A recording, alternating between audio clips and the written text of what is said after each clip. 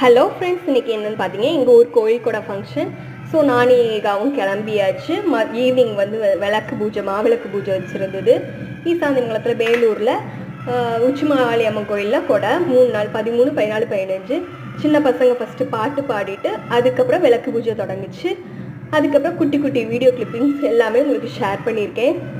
நம்ம சேனலில் இந்த கோயில் விளாக் வந்து ஷார்ட்ஸ் ஆட்டு உங்களுக்கு வரும். நீங்கள் கண்டிப்பாக பார்த்து எப்படி இருக்குங்கிறத கமெண்ட் செக்ஷனில் சொல்லுங்கள். ஏகாவோட க்யூட் மேக்கப்பு எப்படி இருக்குங்கிறத சொல்லுங்கள்.